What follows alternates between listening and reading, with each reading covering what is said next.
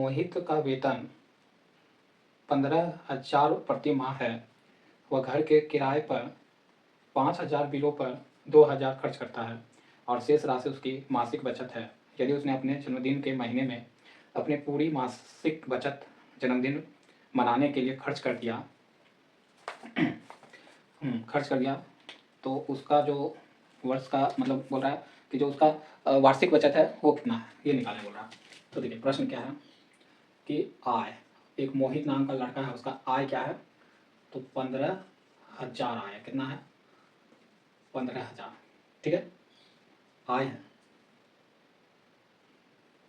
अच्छा, वो घर के किराए पर मतलब घर का किराया, घर का किराया कितना देता है? 5,000। ठीक है, और कुछ बिलों पर कितना खर्च करता है? तो 2,000। मतलब टोटल उसका खर्च है एक महीने का 1107 मतलब 7,000 वो खर्च करता है। मतलब एक महीना का उसका आय है 15,000 और वो एक महीना में 7,000 घर का किराया देने में और बिल देने में वो 7,000 खर्च कर देता है। तो वो बचत कितना कर लेता होगा? बचत क्या करता है? आय में से खर्च को घटा देंगे तो हो जाएगा 8,000। कितना हो जाएगा? 8,000 उसका बचत हो गया, हर महीने का बचत। ये बचत क्या हो गया? पर मंथ हो गया। उसी तरह से वो बोलता है कि बचत तो पर मंथ करता है, तो पर मंथ करेगा तो 8,000 वो 12 महीना बचा लेगा। ठीक है, 8,000 वो 12 महीना बचा, मतलब पर मंथ अगर 8,000 बचाया तो एक साल में 12 महीना, तो वो 12 महीना में कुल इतना पैसा बचा लेगा। लेकिन उसका उसी महीना मान लीजिए जन्मदिन आता है, तो जन्मदिन में वो क्या करता है? 8,000 उस महीने का वो 8,000 क्या कर देता है? इसमें से खर्च कर देता है। जिस महीने में उसका 12 महीना होता है एक साल में, तो उसका किसी महीना में जन्मदिन है उस साल में, तो उस साल में क्या करता है? उस महीने का जो बचत है 8,000 वो पूरा बर्थडे पार्टी मनाने में खत्म कर देता है। तो 8,000 खत्म कर दिया, इसी में से खत्म किया 8,000, एक महीने का बचत खत्म कर दिया। तो इसमें से उसको माइनस कर देंगे, तो कॉमन ले लेंगे अगर 8,000 को, तो 12 माइनस 1 आएगा। तो देखिए 8,000 गुना में क्या बचेगा? 11। तो देखिए एक महीना उसका बर्थडे जो जिस महीने में पड़ता है वो पैसा तो वो क्या किया? 8,000 जो बचाता है पर मंथ वो खत्म कर दिया। तो 11वें महीना का उसका बचत हुआ 8,000, वही आपको पूछा है। ठीक, तो उसका कितना बचत हुआ? इतना रुपया बचत हुआ। आप ऑप्शन देख लेना, ऑप्शन आपका राइट है ए। ठीक है, प्रश्न बहुत इजी था, समझ में आया आप लोग को। अब हमारा अगला प्रश्न है, 2 अंकों की सबसे बड़ी अभाज्य संख्या के 2 गुने और 3 अंकों की सबसे बड़ी अभाज्य संख्या के 3 गुने का योगफल डैश के बराबर होगा। ठीक है, तो देखिए यहाँ पर बात चल रहा है अभाज्य संख्या के बारे में। अभाज्य संख्या को लेकर बात हो रहा है। तो अभाज्य संख्या के मतलब 2 अंकों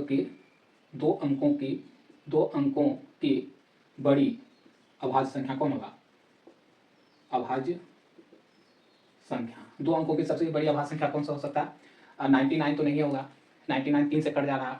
98 नहीं होगा, 97 हो सकता है। कौन हो सकता है? 97, क्योंकि ये किसी से नहीं कटेगा, ये एक से कटेगा और खुद से कटेगा। अभाज्य संख्या तो ये है ना जिसका फैक्टर 2 ही हो, एक हो और वो खुद अपने आप में वो खुद हो, मतलब एक संख्या हो, मतलब एक संख्या एक और वो खुद हो, तो उसी को बोलते हैं अभाज्य संख्या। तो 2 अंकों की सबसे बड़ी अभाज्य संख्या 97 तो हम खोज लिए, लेकिन बड़ी संख्या के 2 गुने और 3 गुने। अच्छा इसको खोलिए।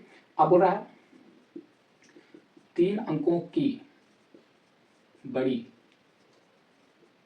अभाज्य संख्या क्या होगा? 3 अंकों की सबसे बड़ी अभाज्य संख्या तो 99 या 98 या 97। देखिए इसको 3 से काट देगा तब तो नहीं हुआ, क्योंकि एक है ये खुद होना चाहिए, लेकिन इसके अलावा एक 3 इसको काट रहा है तो नहीं होगा ये वाला। ये देखिए एक इसको काटेगा, ये खुद अपने आप को काट सकता है, लेकिन इसमें 2 भी काट सकता है, इसको 4 भी काट देगा, बहुत सारी संख्या, ये भी नहीं होगा। अच्छा ये देखिए इसको 1 काट सकता है, ये खुद अपने आप को डिवाइड कर सकता है, इसके अलावा इसको कोई और काट सकता है क्या? अगर 2 से तो नहीं कटेगा, एक और कुछ चेक करिएगा तो 3 से क्या 9 18 18 25 नहीं, तो इसको कोई नहीं काट सकता। तो 3 अंकों की सबसे बड़ी अभाज्य संख्या क्या हो गई? 997।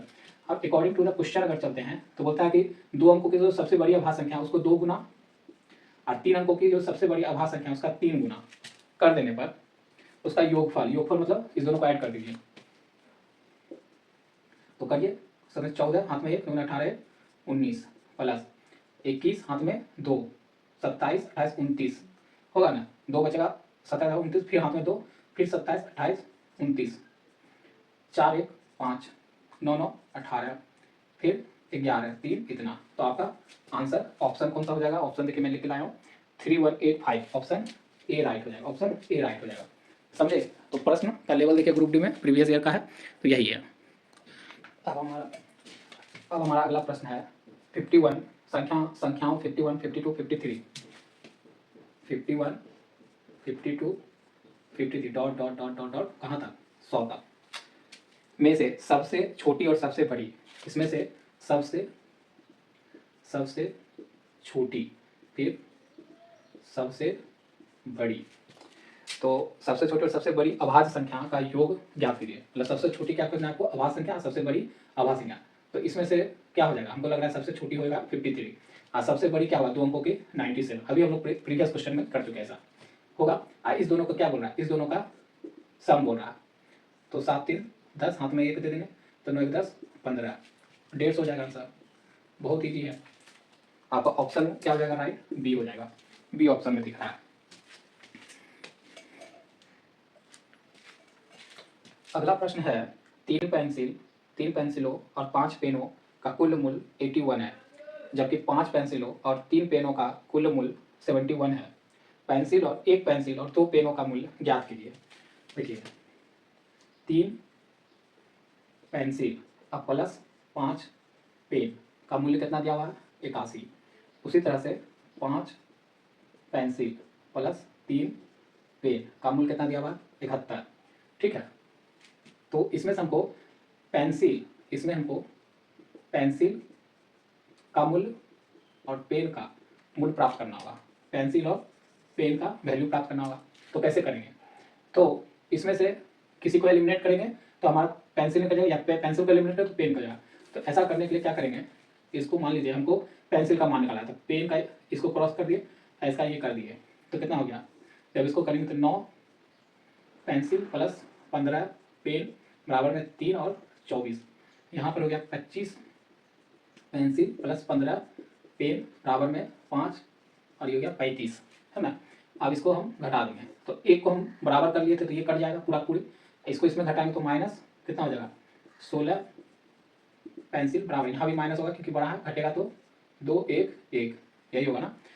माइनस से माइनस खत्म होगा तो पेंसिल का क्या निकलेगा 1 1 2 और 16 किससे लगेगा, देखिए 16 में 16 का पार 6 के पारा में 2 किस में आता है, 2 36 हो जाएगा, 4 7 लगाते तो 7 से अगर गुना करके देखे तो 42, 7 में 4 7 है ना, तो 7 11, तो इसका मतलब ये किससे कट जाएगा 7 वाले में कट जाएगा।